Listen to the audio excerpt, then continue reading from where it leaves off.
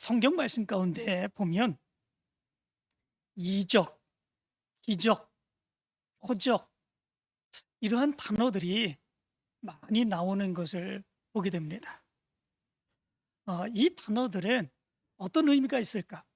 이 단어들은 하나님이 행하신 놀라운 역사, 예수님께서 행하신 놀라운 역사를 말씀해 주고 있는 그런 단어들이죠. 그런데 이 단어들은 다 똑같은 그런 의미가 아닙니다.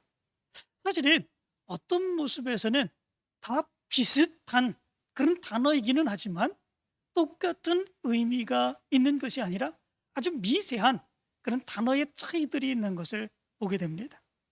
특별히 이적이라고 성경에는 말씀하고 있죠.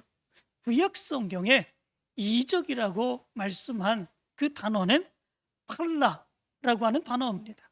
그리고 신약 성경에 기사 또는 기적이라고 하는 단어로 말씀하고 있는 그런 단어들이 있습니다. 이 단어는 테라스라고 하는 단어입니다. 그런데 이 단어의 의미는 뛰어나다, 비범하다, 기이하다, 놀랍다 라고 하는 의미를 가지고 있습니다.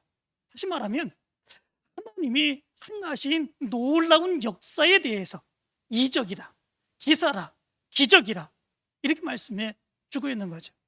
내가 할 수 없는 그런 일입니다. 사람이 행할 수 없는 그런 놀라운 역사들입니다. 그런 것들을 표현할 때에 이적, 기사 또는 기적이라고 하는 단어로 표현을 했습니다. 그런데 표적이라고 하는 단어가 있습니다. 이 표적이라고 하는 단어는 구약 성경에서 이적 또는 표적이라고 이제 번역을 해서 나오고 있습니다. 이 단어의 구약의 히브리어 원어는 오트라고 하는 단어입니다. 오트. 그리고 신약에서는 같은 의미의 단어가 나오는데 세메이온이라고 하는 단어입니다. 이 단어의 의미는 표시 또는 사인이라고 하는 의미를 가지고 있습니다. 다시 말하면 하나님이 놀라운 기적의 역사를 일으켜 주십니다. 이적, 기사, 그리고 기적 이런 역사들을 일으켜 주시죠. 그런데 그것이 기적만이 아닙니다. 그것이 놀라운 일만이 아닙니다. 그 일 속에는 보이지 아니하는 놀라운 하나님의 뜻의 의미가 숨겨져 있다라고 하는 것입니다. 단순하게 보이는 것만이 아닌 것입니다. 그 안에 하나님이 말씀하시고자 하시는, 하나님이 뜻하시고자 하시는 깊은 의미가 담겨져 있다라고 하는 거죠. 그것을 강조하여 표현할 때 표적, 오트, 세메이온이라고 하는 말을 사용을 하였습니다. 그런데 성경 말씀 가운데 보면은 하나님이 일으키신 그런 놀라운 역사들, 그 역사들은 거의 대부분이 다 표적입니다. 표적이 아닌 것이 없죠. 하나님이 일으켜 주시고 하나님이 그 안에서 하나님의 백성들에게 하나님의 뜻을 말씀해 주시는 그런 놀라운 사건들, 역사들, 이것이 하나님이 행하신 일들이죠. 하나님이 애굽에서 10가지의 재앙을 내리셨지 않았습니까? 그런데 단순하게 그냥 애굽의 백성들 그리고 바로 왕을 무너뜨리기 위해서 그냥 무조건 엄청난 큰 일을 보여주신 것, 그것만이 아니죠. 그 이적, 그 기적 속에는 그 당시 애굽 사람들이 숭배하고 있었던 우상들이 포함되어 있습니다. 그 우상들은 아무것도 아니라는 거죠. 하나님의 능력 앞에서는, 하나님의 역사 안에서는 이런 것들이 아무것도 아니다, 이런 것들이 힘을 쓸 수 없는 그런 존재들이다 라고 하는 것들을 바로 그 모습 안에서, 그 기적을 통해서 하나님이 보여주시고 말씀하고 있는 거죠. 이스라엘 백성들이 광야 가운데 있을 때 그 광야 가운데서 하나님의 역사를 체험했던 그 모든 것, 그것도 무엇입니까? 그것도 표적이지요. 하나님이 이스라엘 백성들을 보시고 훈련시키시는 하나님의 역사입니다. 이스라엘 백성들이 가나안 땅에 들어와서 왕정의 삶을 살아갈 때도 마찬가지입니다. 이루 헤아릴 수 없이 많은 하나님의 역사를 보여주셨습니다. 그 역사도 표적입니다. 예수님께서 행하신 역사들도 마찬가지지요. 그것은 단순하게 기적, 놀라운 역사들만 일으켜주신 것이 아닙니다. 그 역사들을 일으켜주신 데는 하나님의 놀라운 역사들, 의미들이 포함되어 있습니다. 맨 처음 예수님께서 행하셨던 기적이 있죠.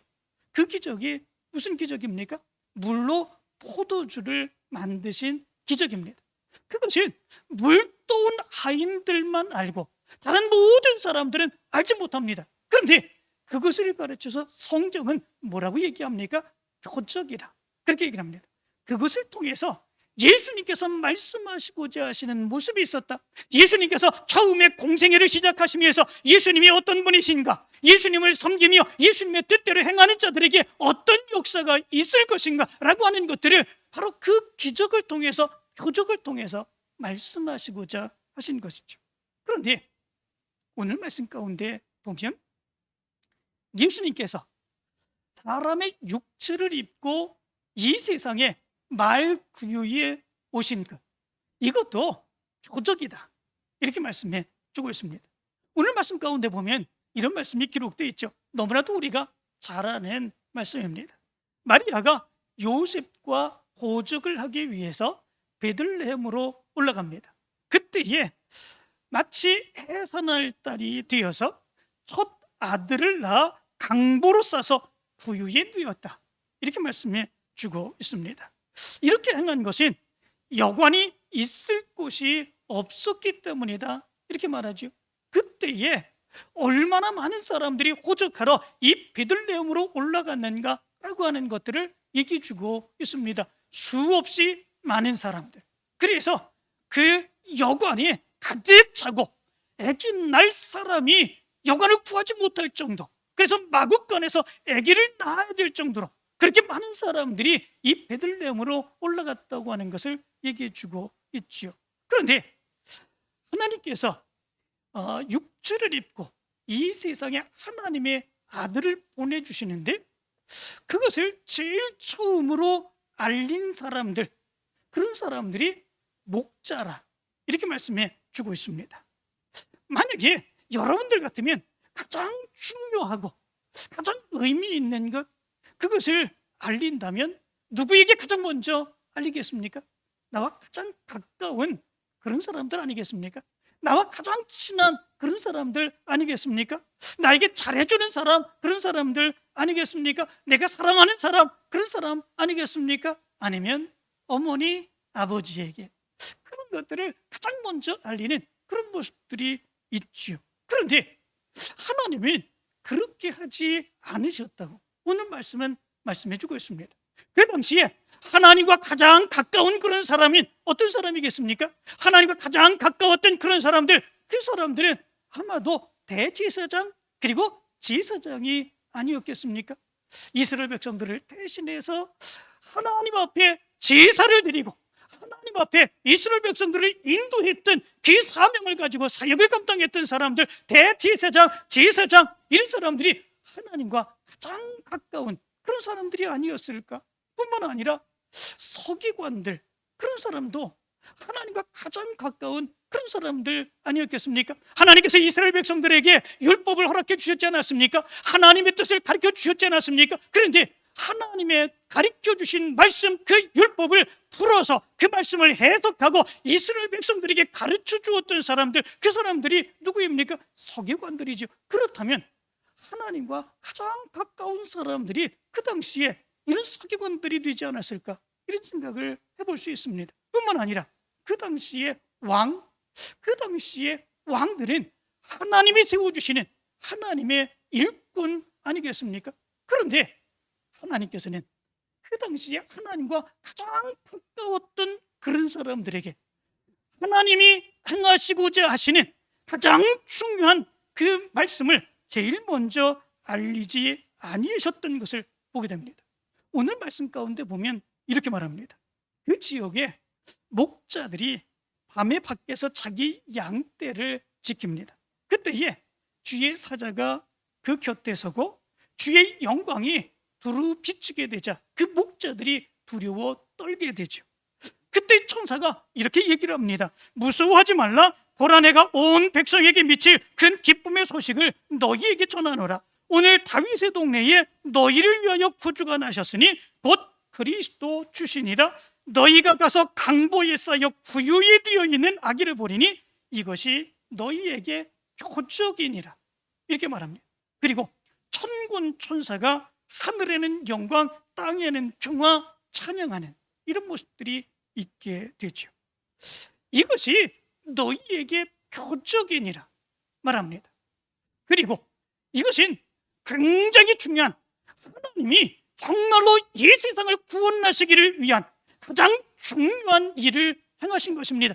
그리고 예수 그리스도를 바로 말구유에 낫게 하시는 이런 모습들이 있게 된 거죠. 이런 어마어마한 소식, 이거 굉장한 그런 소식 아닙니까? 그렇다면 이런 소식은 누구에게 제일 먼저 알리는 것이겠습니까? 그 당시에 권위 있는 사람들, 하나님과 가장 친하게 여겼던 대제사장, 제사장, 서기관, 왕, 이런 사람들에게 제일 먼저 알려야 되는 거 아니겠습니까?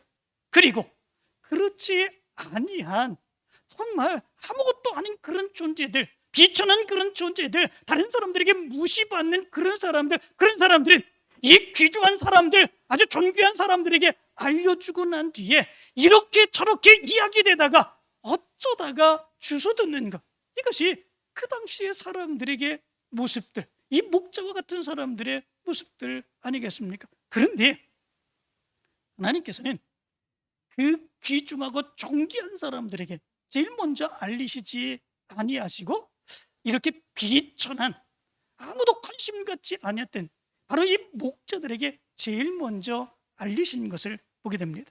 이렇게 하신 것이 무엇 때문일까? 목자들에게 천사들이 이렇게 분명하게 말씀하고 있지 않습니까? 너희가 가서 광보에 쌓인 구유에 누워 있는 아기를 보리니 이것이 너희에게 표적이니라. 이렇게 말합니다. 강보에 쌓여 구유에 누워 있는 아기를 본다, 이렇게 말씀해 주고 있죠. 강보라고 하는 거 무엇입니까? 갓난 아이들을 이렇게 싸서 그 아이들을 누워놓고 또는 이불처럼 덮는 것, 이런 보자기, 이것을 강보라고 이야기합니다. 강보에 쌓여 누워 있다, 이것은 표적이 될 수 없지요. 이거는 당연한 모습입니다. 그 당시에 아기들에게는 누구나 그렇게 되어 있습니다. 예수만이 그런 것이 아니죠. 누구나 다 강보에 쌓여서 누이는 그런 모습들이 있었습니다. 그런데 표적이 있습니다. 그 표적이 무엇입니까? 그렇게 강보에 쌓여서 구유에 누였다, 이렇게 말씀해 주고 있습니다. 구유에 누인 것, 말 여물을 먹는 그 구유에 강보에 쌓여서 하나님의 아들 예수 그리스도께서 누여 있다라고 하는 거죠. 이것이 표적이다, 이렇게 말씀해 주고 있습니다. 천사들이 언급한 이 표적은 정말 이상한 그런 표적임에 틀림이 없습니다. 왜냐하면 하나님께서 모든 사람들을 구원해 주시기 위해서 메시아를 보내주시는데 그 메시아가 바로 이런 모습을 안고 이 세상에 태어난다라고 하는 것이기 때문에 그렇습니다. 메시아는 어떤 사람이 메시아입니까? 그 백성을 구원할 자, 그 백성을 인도할 자, 하나님을 대신해서 이스라엘 백성들을 이끌어갈 자, 그 자가 바로 메시아이지 않습니까? 하나님께서는 예언자들을 통해서 그 메시아를 끊임없이 이 세상에 이 이스라엘 백성들에게 보내주시겠다고 약속해 주셨습니다. 그렇다면 남을 구원하려면 남보다 강해야 되지 않겠습니까? 남보다 더 부유해야 되지 않겠습니까? 남보다 더 높은 자리에 있어야 되지 않겠습니까? 남보다 더 권력을 많이 가져야 되고 남보다 더 많이 알아야 되지 않겠습니까? 그래야 지도자가 되지요. 그래야 많은 사람들이 그 사람을 따르지요. 그 사람이 대단한 사람으로 인정하고 그 사람을 따르고 그와 함께하는 그런 모습들이 있죠. 이것이 바로 당시의 모습 아니겠습니까? 이것이 지금도 우리도 그렇지 않습니까? 뭔가 대단한, 나보다 더 나은 사람, 나보다 더 힘 있는 사람, 나보다 더 많이 가진 사람, 나보다 더 많이 배운 사람, 그런 사람을 존경하고 따르고 믿고 의지하는 그런 모습들이 있게 되는 거죠. 그렇지 아니하고 메시아가 마굿간의 말구유에 누여 있다? 그렇다면 어찌 메시아로서 많은 백성의 지도자가 되고 많은 백성의 인도자가 될 수 있겠다는 말이겠습니까? 이것이 자랑이 될 수 있겠습니까? 이것이 사람들에게 인정받을 수 있는 그런 모습들이 있을 수 있겠습니까? 아무도 관심 갖지 않을 것입니다. 오히려 아주 초라하게 그리고 비천하게 보면서 불쌍하게 여김을 보낸, 바로 불쌍하게 여기는 이런 모습들이 그 모습 안에 있을 수 있는 거 아니겠습니까? 그런데 여기서 우리는 아주 중요한 거 다시 한번 생각해 봅니다. 그것이 뭐냐면 표적이라고 하는 말입니다. 사람들의 모습 가운데 있어서는 뭔가 강해야 됩니다. 많아야 됩니다. 인정받아야 됩니다. 다른 사람보다 높아야 됩니다. 그래야 그 사람을 따를 수 있는 그런 모습들이 있습니다. 그런데 예수 그리스도의 이 땅에 오시면 그게 아닙니다. 보잘것없습니다. 정말 불쌍합니다. 나약합니다. 뭔가 도와주고 싶은 그런 모습들이 있습니다. 그 모습을 가지고 어떻게 다른 사람들을 인도하고 구원할 수 있겠느냐라고 하는 거죠. 그런데 천사는 분명하게 얘기하죠. 이것이 표적이다 말씀해 주고 있습니다. 표적이라고 하는 의미, 다시 말씀드립니다. 무슨 의미가 있습니까? 그냥 드러난 것, 그것만 보는 그런 의미가 아니죠. 드러난 것, 그 안에 보이지 않는 다른 의미, 다른 뜻이 숨어 있다라고 하는 거죠.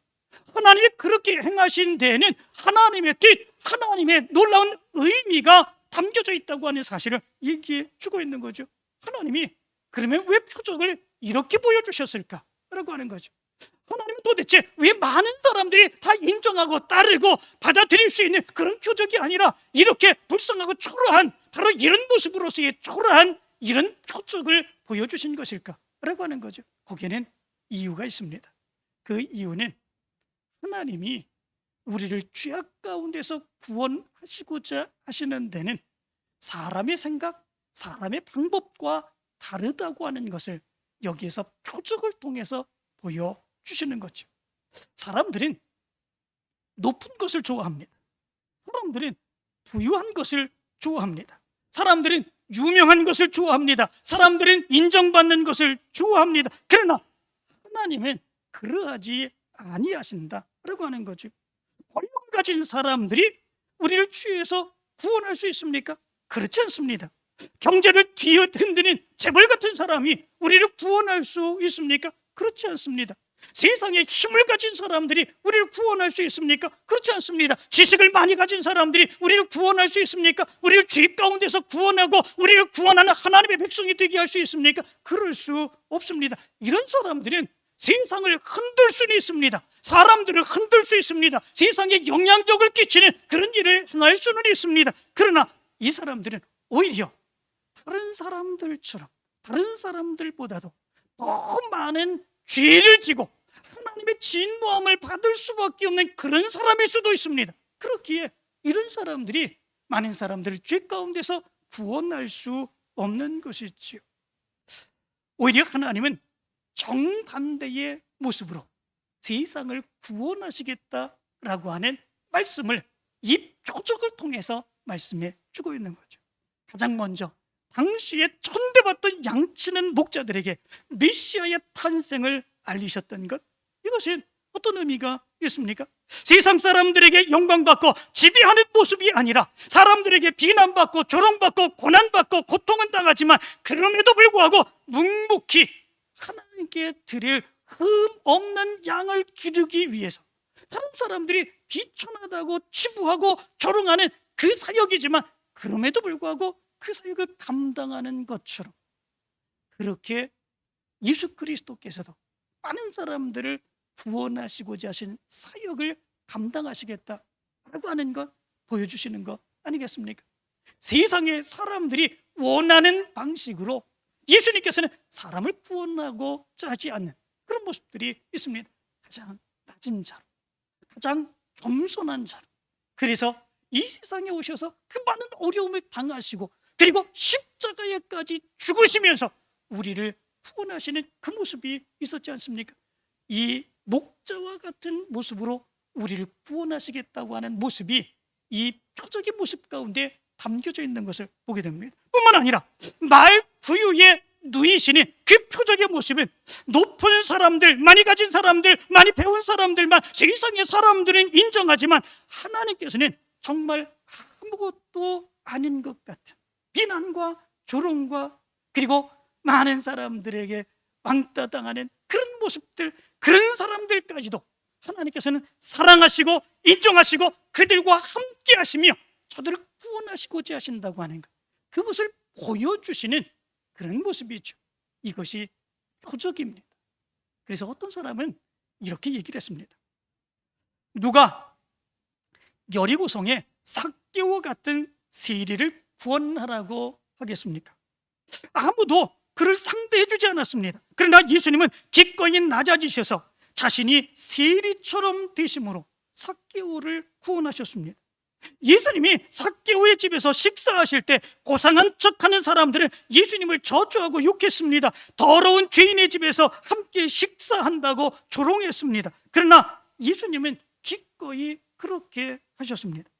사람들의 욕지거리를 들으면서 묵묵히 삭개오와 마주 앉아 식사하던 그 자리는 또 하나의 말구유였습니다. 이렇게 얘기했습니다. 그리고 누가 38년이나 앓고 있는 사람을 거들떠보겠습니까?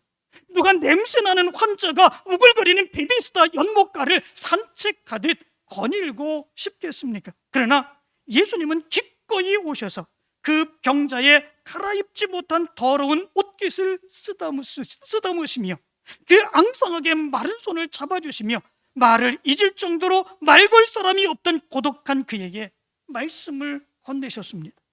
그 오랜 병으로 냄새나던 그 사람의 옆자리가 또 하나의 말구유였습니다. 또한 누가 십자가를 지려 하겠습니까? 누가 강도들 사이에서 죽고 싶어 하겠습니까? 누가 벌거 벗기우기를 원하겠습니까? 누가 신 포도주를 마시고 싶어 하겠습니까? 그런데 주님은 기꺼이 강도들 사이에서 마치 오래전부터 그 강도들이 당신의 친구라도 되는 것처럼 사이좋게 높이 달리셨습니다. 고난을 받으셨습니다. 그 골고다 언덕 위의 십자가는 또 하나의 말구유셨으며 주님은 기꺼이 거기 누우셨으며 거기서 주님은 강도의 메시아가 되셨고 온 인류의 메시아가 되셨습니다. 이렇게 이야기를 했었습니다. 말구유에 강보에 쌓여 누우셨다? 이것은 표적입니다. 하나님께서 예수 그리스도를 통해서 어떻게 사람들을 구원하시고자 하시는지, 어떻게 많은 소외되고 어려운 그 사람들, 그럼에도 불구하고 그들과 함께 하시며 그들을 사랑해 주시고자 하시는지 보여주신, 말씀하신 하나님의 표적이었습니다. 믿음의 사람들은 이 표적을 깨닫는 거죠. 이 표적을 깨닫고 믿음으로 이 세상에 오신 예수 그리스도를 기쁨으로 맞이하며 찬송하는 그 모습이 있는 거죠. 그런데 여기서 우리는 중요한 것을 깨달을 수 있게 됩니다. 그것은 뭐냐면 표적은 그 표적을 깨닫는 사람에게만 의미가 있다라고 하는 것입니다. 하나님이 큰 역사를 보여주시며 또한 하나님이 행하시고자 하시는 일들을 일으키시며 하나님이 말씀하시고자 하십니다. 그런데 하나님이 말씀하시고자 하시는 그 표적들을 깨닫지 못하면, 그 표적들에 아무런 관심도 없으면 그 표적은 그냥 세상 사람들에게 일어나는 것, 그런 것들과 마찬가지의 모습을 갖는다라고 하는 것이죠. 실제로 예수 그리스도께서 이 세상에 오셨습니다. 말구유로 오셨습니다. 그들을 구원하시고자 하셨습니다. 그런데 이 표적을 깨닫지 못했던 사람들이 있었죠. 그 사람들이 누구입니까?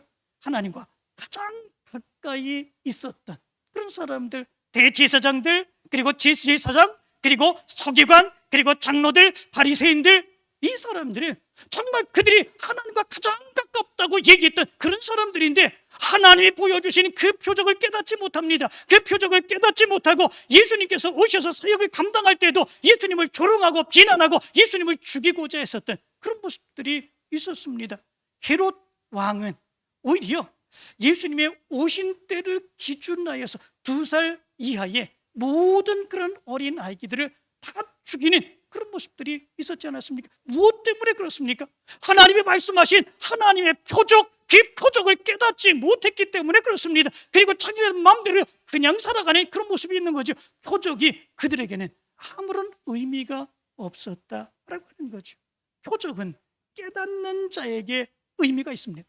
그 표적을 깨닫고 그 말씀을 믿음으로 받아들이며 그 말씀대로 살아가는 사람들에게 하나님은 놀라운 능력의 역사가 나타나게 하나님의 축복의 역사를 부어주시죠. 그런 믿음으로 살아가는 사람들에게 주어지는 가장 큰 축복이 무엇입니까? 구원입니다. 죄의 용서함을 받고 구원받는 하나님의 축복의 역사이죠. 사랑하는 성도 여러분, 여러분들에게도 이 표적의 역사가 깨달아지게 되길 간절히 축원합니다.